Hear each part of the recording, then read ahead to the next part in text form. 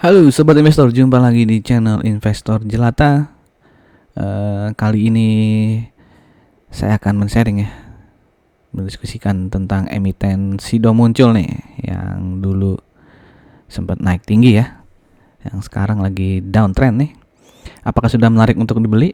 Dan apakah dia juga akan segera bagi dividen interim ya, seperti tahun-tahun sebelumnya?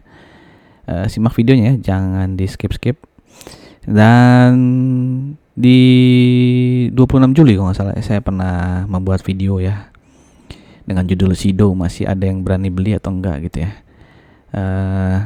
Ketika itu dia rilis laporan keuangan kuartal 2-nya ya. Jika teman-teman ingin menonton videonya silahkan cari di playlist ya, atau nanti linknya saya taruh di pojok kanan atas seperti biasa. Oke, kita flashback lagi di tahun 2022 di mana pendapatan dari Sido muncul ini ya turun sedikit 3,8% dibandingkan pendapatan tahun 2021, dan profitnya turun 12% ya dibandingkan tahun 2021 ya. Tapi 1,1 triliun ini profit masih lebih tinggi ya dibandingkan tahun-tahun 2020 dan sebelumnya ya. Nah, di kuartal 1 profitnya itu masih naik tipis ya, 1,78% ya dibandingkan kuartal 1 2022. Nah, di kuartal 2 2003 gantian ya, turun tipis ya dibandingkan kuartal 2 2022 ya. Dan kalau kita lihat di sini ya, biasanya di kuartal 2 memang turun ya, 180 miliar profit. Nanti di kuartal 3 dia mulai naik lagi 274, dan di kuartal 4 juga begitu ya. Ini kuartal 4 2021 juga lumayan besar nih ya, bisa dilihat ya profitnya 395 miliar nih ya. Apakah ini berkaitan karena di akhir tahun gitu ya, itu mulai musim hujan ya, sehingga banyak orang mengkonsumsi jamu tolak angin gitu misalnya ya. Kalau seperti itu berarti di tahun ini nih, karena masih sampai udah Oktober masih musim kemarau terus nih, hujannya jarang ya, apakah penjualan tolak angin menurun ya atau enggak ya? Silahkan teman-teman coba yang mungkin sering mengkonsumsi jamu tolak angin, apakah di tahun ini juga masih sering mengkonsumsi tolak angin ya? Ada nggak ya yang kalau nggak hujan gitu mengkonsumsi tolak angin ya? Oke, ya itu concern saja ya. Mudah-mudahan sih segera musim hujan ya, biar makin banyak yang mengkonsumsi jamu tolak angin. Itu harapan ini kali ya, pemegang saham Sido muncul ya. Oke, nah kalau digabungkan ya, dari Januari sampai Juni 2023 ya, itu revenue-nya masih naik sekitar 6,25% dan profitnya masih naik tipis ya, 0,586% ya. Dan kalau baca berita ya, itu pimpinan dari Sido muncul juga menargetkan bahwa profit tahun 2023 tidak akan jauh berbeda ya dengan 2022 ya. Jadi kemungkinan besar akan naik-naik tipis atau turun-turun tipis lah gitu ya. Oke, nah saat ini ya, bisa dilihat sini pairnya dari Sido muncul tuh 19,24 ya, dimana ini bisa terbilang rendah ya dibandingkan tahun-tahun sebelumnya nih ya, terutama di 3 tahun terakhir nih ya. Oke, dan PBV-nya 4,94, itu juga termasuk yang terendah ya di 3 tahun terakhir ya. Oke, dan perlu diingat ini PBV-nya naik tinggi ya ketika dia ini ya 4 tahun terakhir nih kurang dikotakin ya. Jadi 2020 2021 kan lagi Covid ya, dan ketika Covid nih saham Sido malah naik tinggi nih. Dan ROE-nya juga masih tinggi ya, 25,68%, dan hutangnya sangat kecil ya, hanya 0,09 saja. Dan ini average subsektor dari farmasi dan healthcare research ya, di mana PER-nya itu hanya 3,15. Jadi kalau secara dibandingkan dengan PER dari subsektor ya, secara rata ini 19 terlihat tinggi sih ya. Ya, tapi kalau PBV-nya ini minus nih, karena ada beberapa emiten yang merugi nih di subsektor ini ya. Dan dari juga ada yang minus nih. Oke.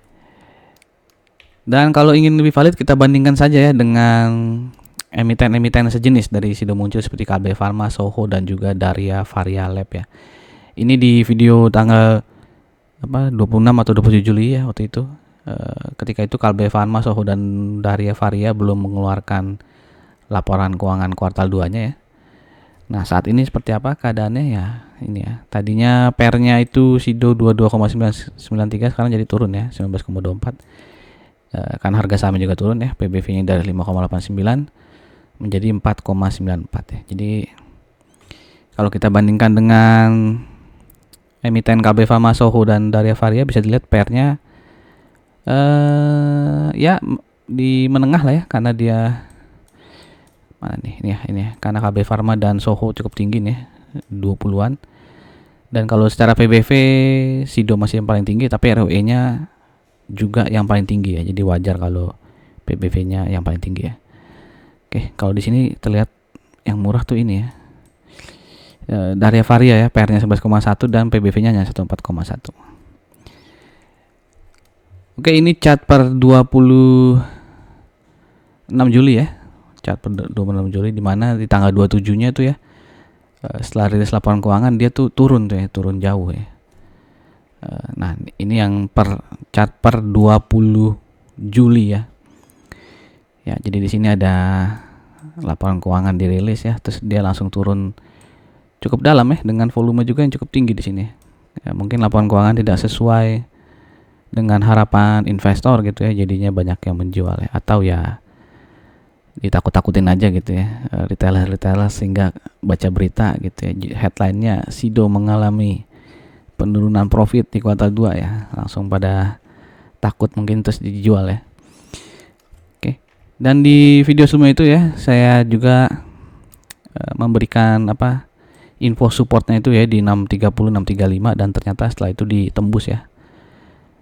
Ya, ini ya 630 635 support ini ditembus di bulan apa nih? Ya, mungkin di Juli Agustus ya, di Agustus mungkin ya. Dan saat ini ya bisa lihat nih, kalau kita zoom in, dia mengetes support di 565 dan 575, ada sempat tembus nih ya. Mungkin nih tembus ke 560 nih ya, ada tembus sedikit dari 565-nya, kemudian dia naik lagi dan sekarang agak turun lagi ya. Mungkin dia ingin mengetes ulang support 565 ini. Ya kalau mau spekulatif buy ya bisa dibeli di harga 575 nih atau 570 ya, dengan setting kalau mau cut loss ya di sekitar support berikutnya nih ya, 535 ya. Oke, atau tadi mau 560 juga ya, terserah kuat menahan resiko loss itu seberapa besar ya. Oke. Jadi kalau beli di harga sekarang ya berarti cut lossnya ketika tembus 535 ya. Dan targetnya berarti di resisten ini ya, di 630 635. Jadi rewardnya masih sekitar 1:1 lah ya, mungkin lebih besar nih ya, 575 kalau naik ke 630 tuh mungkin sekitar berapa ya, 7-8% ya. Silakan teman-teman hitung sendiri ya. Jadi ya kalau si 535 ini tembus lagi ya, berarti dia balik ke harga ketika COVID baru mulai nih ya. Oke, silakan mungkin teman-teman cek ya, mungkin di harga 4 berapa nih, 450 mungkin 460 ya. Oke. Nah, jadi kalau kita sistemnya jangka pendek atau trading ya, atau swing ya, itu mesti kita planningnya itu mesti jelas ya, mau cut loss di harga berapa, terus take profitnya di harga berapa gitu ya. Oke, kalau yang buat long term gitu ya mungkin akan lebih santai ya, nggak terlalu harus ngeliatin chart setiap harinya. Oke, ini dividen historinya ya, dimana biasanya dividen interim itu dibagi di bulan November ya, seperti ini di bulan November ya, kecuali tahun 2021 agak beda sendiri di bulan Agustus, tapi yang lainnya itu di bulan November ya. Ini juga November, ini juga November ya. Oke. Tahun lalu tuh kan laporan keuangan kuartal 3-nya itu di Oktober ya, tanggal 20-an ya, mungkin tanggal 28 atau 27 Oktober ya. Jadi mungkin sebentar lagi SIDO akan merilis laporan keuangan kuartal 3-nya ya. Dan tahun lalu tuh nggak lama setelah itu dia mengumumkan dividen interimnya berapa gitu ya. Ya, jadi kalau mau spekulatif buy ya tadi saya bilang ya, mungkin bisa dibeli di harga sekarang gitu ya. Tapi harus disiplin cut loss-nya gitu ya. Kalau mau lebih jangka panjang gitu ya, ya silakan ditunggu ya laporan keuangan kuartal 3-nya yang mungkin minggu depan lah gitu keluar ya. Nah kalau kita lihat historinya ya, di mana tahun lalu dividen payout ratio-nya itu 99% ya, dan earning per share Sido ini sampai dengan Juni itu 14,94 rupiah. Jadi kalau kita asumsikan dividen payout ratio-nya 99%, maka dividen interimnya itu sekitar 14,7 ya. Dimana tahun lalu dividen interimnya kan 13,5 ya. Dan profit tahun lalu dan tahun ini kan juga tidak terlalu jauh berbeda ya, sehingga mungkin dividen interimnya juga tidak akan jauh berbeda asalkan DPR-nya masih sama seperti tahun lalu ya. Nah kalau DPR-nya 80% ya, karena di tahun 2016 nih sempat dia hanya 80% ya, dan tahun 2017 ya 79% dan 80% ya. Jadi kalau digenapin lah DPR-nya 80%, maka dividennya sekitar 11,95 ya, jadi dividennya sekitar 2%. Kalau tadi kan 2,55 ya. Tapi ini hanya dividen interim ya. Di dividen finalnya mungkin akan lebih besar lagi, karena biasanya di kuartal 3 dan kuartal 4 profitnya itu lebih tinggi dibandingkan kuartal 2 ya.